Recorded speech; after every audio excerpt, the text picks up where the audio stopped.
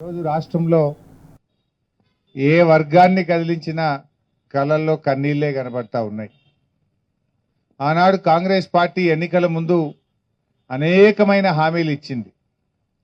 ప్రజలు హామీలు నమ్మడం లేదని బాండ్ పేపర్ల మీద రాసిచ్చి కాళ్ళల్లో చేతులల్లో పట్టుకు అట్లా కూడా నమ్మటట్లేరని రాహుల్ గాంధీని హైదరాబాద్ తీసుకొచ్చి ఈ గ్యారంటీలు అమలు చేసే బాధ్యత నాదే అని చెప్పి మాటిప్పించారు. రాహుల్ గాంధీని కూడా నమ్ముతారో నమ్మరో అని సోనియా గాంధీతో ఉత్తరం రాపిచ్చిండ్రు.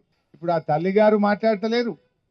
రాహుల్ గాంధీ అయితే రేవంత్ రెడ్డికి అపాయింట్మెంట్ ఇస్తలేడు. అక్టోబర్కి వెళ్ళి ఇప్పటిదాకా 11 సార్లు ఢిల్లీకి పోతే రేవంత్ రెడ్డికి అపాయింట్మెంట్ దొరకలేదు. దర్వాజా బంద్ అయిపోయిందాడ.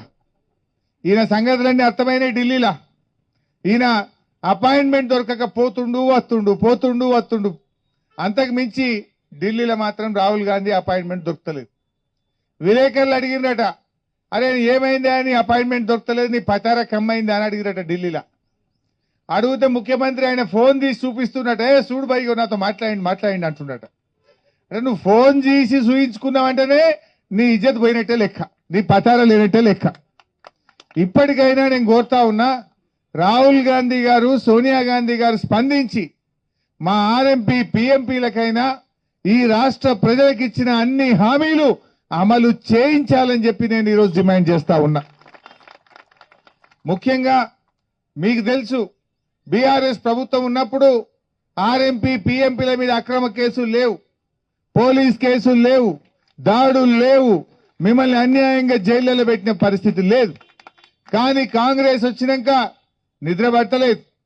ఏ రాత్రి ఎవడొస్తాడో, ఏం కేసు పెట్టాడో, జైల్లో నూకుతాడో, పోలీస్ కేసులు పెట్టారో వాళ్ళని జీబులలో లేచి ఊరంతా తిప్పుతున్నారు. మీ ఆర్ఎంపీలను భయభ్రాంతులకు గురి చేస్తున్నారు.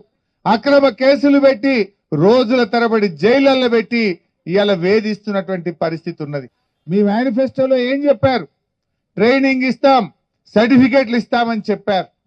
దాన్ని ఎందుకు అమలు చేయడం లేదు?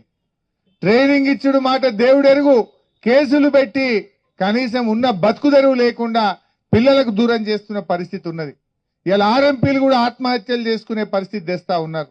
ఆర్ఎంపీలను రోడ్ల మీద తెచ్చే పరిస్థితి తెస్తా ఉన్నారు. ఇప్పటికైనా రేవంత్ రెడ్డి మరి కళ్ళు తెరవాలని వైద్య ఆరోగ్య శాఖ మంత్రి దామోదర్ రాయనరసింహ గారు తక్షణమే అధికారులకు ఆదేశాలు ఇచ్చి డిఎంఎన్హెచ్ఓలు వేధించకుండా చూడాలి, అక్రమ కేసులు పెట్టకుండా చూడాలి, వీళ్లకు శిక్షణ ఇచ్చి సర్టిఫికెట్లు ఇప్పించాలని చెప్పి నేను డిమాండ్ చేస్తా ఉన్నా. ఆ రోజు బీఆర్ఎస్ పార్టీ ఉన్నప్పుడు మీ ట్రైనింగ్ కొనసాగిద్దామని డాక్టర్ లక్ష్మారెడ్డి గారు మంత్రిగా ఉన్నప్పుడు ఆ జీవో ఇచ్చిండ్రు, ట్రైనింగ్ కూడా స్టార్ట్ చేసిండ్రు. తర్వాత కొంతమంది కోర్టుకు పోయి స్టే తెచ్చారు. మళ్ళీ నేను కూడా పిలిచి ట్రైనింగ్ స్టార్ట్ చేద్దామనే వరకు కొంతమంది హైకోర్టుకు పోయి స్టే తెచ్చినారు. గత ప్రభుత్వంలో స్టేలు తెచ్చి కొంతమంది అడ్డుకునే ప్రయత్నం చేసింది. స్టేలు వస్తే వచ్చినాయేమో, కానీ మీ బతుకు తెరువును మాత్రం ఎక్కడ ఆపలే. మీ మీద కేసులు పెట్టలే, మీ మీద దాడులు చేయలే, మిమ్మల్ని పోలీస్ స్టేషన్ల చుట్టూ బీఆర్ఎస్ ప్రభుత్వం ఏ రోజు కూడా తిప్పలేదు.